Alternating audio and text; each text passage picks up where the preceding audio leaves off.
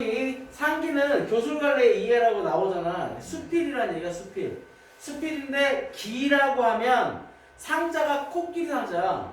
그래서 코끼리를 본 거를 기록한다라는 뜻이야. 무슨 얘기인지 알겠지? 그래서 이거는 그 북학론, 북학파, 실학자 이렇게 유명한 허생전이나 호질, 양반전 같은 걸 쓴 박지원이 말하자면 그 열하일기 쓸 때, 그러니까 열하 행궁이라는데 열하가 뭐냐면 중국 황제의 그 열하가 중국 황제의 별장이 있는 곳이야. 그래갖고 중국 황제의 별장에 가서 뭐 곡물이라든지 이런 걸 갖다 주는 말하자면 사신단의 한 명으로 중국을 여행하고 그거 와서 돌아와서 그걸 쓴 기록이 그때 왔다 갔다 하면서 쓴 기록이 열하일기고 그 안에 느낌바들을 소설로 한 게 호질이라든지 양반전, 허생전 같은 거고 그 다음에 이 상기는 거기서 코끼리를 보고 깨달은 점을 기록한 거야. 근데 이 사람은 실학자면서 그 다음에 또 북학론, 북학파 이런 북학론을 해서 또 북학파의 이론이기 때문에 그런 관점에서 본다라고 그러면 코끼리를 보고 무엇인가를 느낀 점을 그런 관점에서 서술을 했다라고 판단을 하고 볼 수 있겠지, 그치? 자, 내용을 보자고. 그러면 정조 때 문장가 실학자, 그러면서 연안 박지원 이렇게 하고 친족형 박명을 청나라에 축하사도록 할 때 동양의 경험을 바탕으로 열하일기를 저술하여 청나라의 문화를 소개하고 조선의 정치, 경제, 사회, 문화 등 각 방면을 거쳐 비판과 개혁을 논했다 이렇게 얘기되고. 자, 북한론 이용생의 실학. 그런데 이용생이라는 건 먼저 사용하고, 그러니까 쉽게 얘기하면 배우는 게 중요한 게 아니라 익숙하게 하는 게 중요한 게 아니라 그걸 사용할 줄 알아야 된다는 얘기야. 실제로 써먹을 수 있어야 되는 거고. 그래서 선비들의 그런 그냥 책만 읽는 행태를 비판한 것들이 있는 거야. 자, 상기. 만일 진귀하고 괴이하고 대단하고 어마어마한 것을 볼 요량이면 이렇게 돼 있는데, 자, 받아 적어놓으세요. 코끼리에 대한 작가의 인상이야. 진귀하고 괴이하고 대단하고 어마어마하다. 이게 코끼리를 처음 본 작가의 인상이 되는 거야. 작가의 인상. 알겠지? 자, 볼 요량이면 먼저 선무문 안으로 가서 코끼리 우리를 구경하면 될 것이다. 이렇게 얘기해서 뭐 설명이 나오지만 선무문 안으로 가서 코끼리 우리를 구경하면 될 것이다. 내가 연경에서 본 코끼리는 코끼리를 처음 봤을 때 그 경험 16마리였는데 모두 쇠사슬로 발이 묶여 움직이는 모양을 보지는 못했다. 그런데 지금 열하행궁 서쪽에서 코끼리 2마리를 보니 두 번째로 이제 경험을 한 거지. 온몸을 꿈틀이며 가는 것이 마치 비바람이 지나가는 듯 실로 굉장하였다라고 얘기하는 거야. 그래서 이 장면들, 이 부분을 통해서는 뭘 얘기하냐면 바로 과거와 현재의 경험을 대비해서, 그러니까 비유법을 사용해서 처음에 코끼리 12마리를 본 거, 그 다음에 뒤에 나중에 열하행궁에서 2마리를 본 거, 그걸 비교하면서 코끼리를 보고 느낀 경이로움을 표현해주고 있는 거야. 무슨 얘기인지 알겠죠? 그래서 움직이는 코끼리를 보고 느낀 충격과 경이로움이다. 옛날에 그래서 왜 누구냐고 알렉산더 대왕인가? 알렉산더 대왕이나 이런 애들이 인도를 공격할 때 인도에서 코끼리 들고 가고 전투하는 거 보고 깜짝 놀라잖아 처음에. 그러니까 코끼리를 보지 못했던 사람들은 코끼리를 처음에 봤을 때 놀랄 수밖에 없겠지. 등치도 산만한 데다가 귀도 넓고 코도 길고 이상한 거지. 예전에 동해바닷가를 새벽에 지나가다가 파도 위에 말처럼 서 있는 물체를 본 적이 있다. 모습이 많기도 하고 모두 집처만큼 크기도 하여 물고기인지 짐승인지 또 알 수가 없었는데 해가 뜨기를 기다렸다가 자세히 보려겠지만 해가 떠오르기 전에 모두 바닷속으로 숨어버렸다 이렇게 되는데, 여기서 열하행궁 서쪽에서 코끼리를 본 것과 유사한 경험, 신기한 걸 봤던 경험을 했던 걸 얘기를 하는 거야.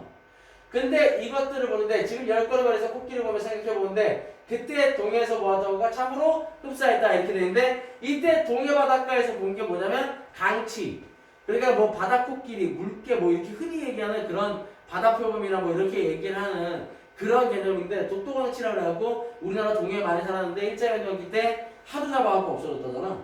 그걸 아마 봤던 기억을 얘기하는 것 같아. 무슨 얘기인지 알겠죠? 그래서 과거의 경험과 현재 경험을 연결시키는 거야. 그래서 대상으로 느낀 심정을 더욱더 크게 적극적으로 얘기하는 거다라고 보시면 돼요. 자, 그 멈춰를 생각해보면 소의 몸뚱이에 나귀의 꼬리, 낙타의 무릎에 호랑이의 발, 짧은 털, 회색 빛깔, 어진 모습, 슬픈 소리를 가졌다 이렇게 되는데, 여기서는 다 뭘 얘기하는 거야? 이거 코끼리의 모습을 얘기하는 거야. 모습을 비유하는 거야. 귀는 구름을 들이운 듯하고 눈은 초승달 같으며 두 개의 어금니 크기에 두 알이나 되고 키는 한 장 남짓이나 되었다. 코는 어금니보다 길어서 자벌레처럼 구부렸다 폈다 하며 군뱅이처럼 구부러지던다. 코끝은 누에 꽃부분처럼 생겼는데 거기에 쪽지게처럼 물건을 껴서 둘두마라 입에 집어넣는다 이렇게 얘기해요. 그래서 이건 코끼리 코, 코끼리의 전체적인 모습들. 그래서 이 부분들은 코끼리를 묘사하는 거지. 그래서 코끼리에 대한 상세한 묘사라고 보시면 돼요. 어떤 사람은 코를 불이라고 착각하여 다시 코끼리의 코를 찾는데 코가 이렇게 생겼을 거라고 생각하지 못하기 때문이다. 어떤 사람은 코끼리의 다리가 5개라고 하고 어떤 사람은 코끼리 눈이 쥐와 같다고 하지만 이렇게 얘기하는데 코끼리에 대해서 코끼리의 외형에 대해서 엉뚱한 생각을 하는 거야.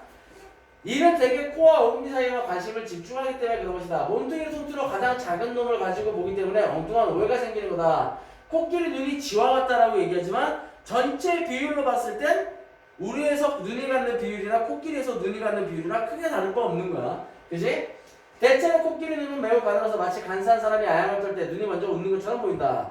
그러나 그 어디 성품은 바로 이 눈에서 나온다. 그러면서 이렇게 눈이 먼저 웃는 것처럼 보이는데 눈의 사람들에 대한 보편적인 인식, 코끼리 눈에 대한 사람들의 보편적인 인식은 마치 아첨하는 것처럼 부정적으로 보는 거야. 그런데 그 어디 성품은 바로 이 눈에서 나온다. 작가는 다시 다르게 생각하고 있는 거야. 작가는 성품이 어질고 그 어질 성품은 눈에서 나온다라고 얘기를 하고 있는 거야. 자, 그러면서 강희 황제 때였다. 또 옛날 얘기를 하면 이거지. 남해자에서 사나운 범 2마리가 있었다. 키운 지 오래되었는데도 길을 들이기가 어렵자 황제가 놓아여 범을 코끼리 우리가 가두겠다. 그랬더니 코끼리가 크게 놀라 코를 한번 휘두른 바람에 범 2마리가 그 자리에서 죽었다고 한다. 그러니까 호랑이 2마리가 코끼리 코에 받아서 죽은 거야. 실제로 소위 말로 1대1이 붙으면 이길 수 있는 동물이 아무도 없다지. 그렇게 보면은 그 기린도 우리가 약한 동물처럼 생각하지만 기린 발에 채이면 그냥 툭 하고 간다며. 그렇게 다 얘기하는데 코끼리 유형이지. 코끼리를 의도하지 않았는데 범을 죽인 셈이 된 것이다. 코끼리는 단지 범의 냄새를 싫어하여 코를 휘둘렀을 뿐인데 거기에 범이 잘못 맞았던 것이다. 라고 얘기하는 게 말 그대로 코끼리가 범을 죽인 건 우연하게 벌어진 일이라는 얘기를 하고 있는 거야.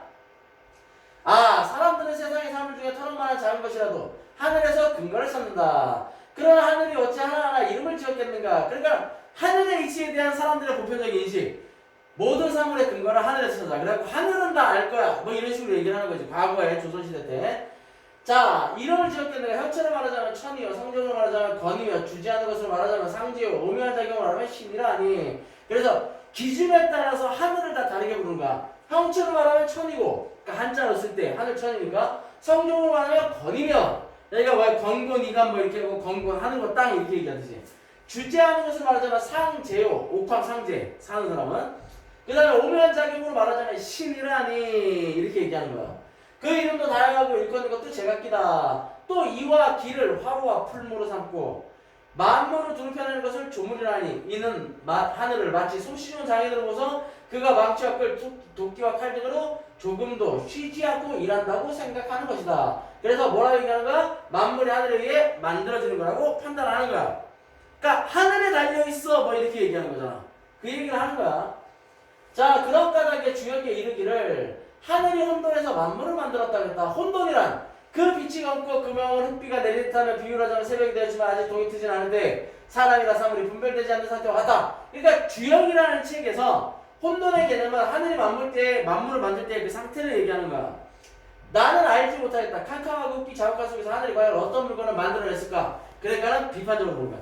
그런 혼돈 속에서 하늘이 무엇을 뚝딱 만들었다? 뭘 만들어? 이렇게 생각을 하는 거지. 그러면서 국수집에서 보리를 갈면 작거나 크거나 가느거나 굵거나 할 것 없이 뒤섞여 바닥에 쏟아진다. 물은 맷돌의 작용이란 맷돌 이거 그러니까 맷돌이나 그 다음에 여기서 보리를 가는 거나 이걸 전부 다 하늘의 작용이다라고 생각을 하는 거야. 그러면서 도는 것일 뿐이니 가루가 가느거나 굵거나 무슨 의도가 있었겠는가. 그런데도 사람들은 뿌리 있는 것에는 윈리를 주지 않는다라고 말한다. 그러니까 마치 상으로 만들어서 빠뜨린 게 있는데 여기는 잘못된 생각이다. 그러니까 가루가 가느거나 굵거나 무슨 의도가 갈다 보면 우연치 않게 갈리는 거야. 그러다 보면 가루가 가느기도 하고 굵기도 하고. 그런데도 사람들은 뿌리 있는 것에 윈리를 주지 않는다. 무언가 의도가 있다. 이렇게 생각을 하는 거야. 그런데 이는 마치 상으로 만들어서 빠뜨린 게 있는데 여기는데 이것이 잘못된 거다. 만물이라는 게 하늘의 의도에 따라서 만들어졌다는 건 잘못된 생각이다라고 얘기하면 그래서 감히 묻는 거야. 이빨을 준 건 누군가? 그러면 사람들은 대답하는데 뭐라고 얘기하냐? 하늘이 주었다라고 대답한대. 그래서 문답법을 통해서 얘기를 하는 거야. 그러면서 다시 묻는다. 하늘이 무엇 때문에 이빨을 주었을까? 사람들은 이렇게 대답하리라. 씹게 하려는 것이다. 그럼 다시 이렇게 물어보자. 사물을 씹도록 한 것은 무엇 때문인가? 그러면 사람들은 이렇게 대답하리라.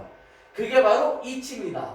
새나 짐승들은 손이 없으므로 반드시 불이나 주둥이를 구부려 땅에 대고 먹을 것을 구하지요. 그러므로 학과 같이 다리가 긴 새는 목을 길게 만들 수밖에 없는 것이죠.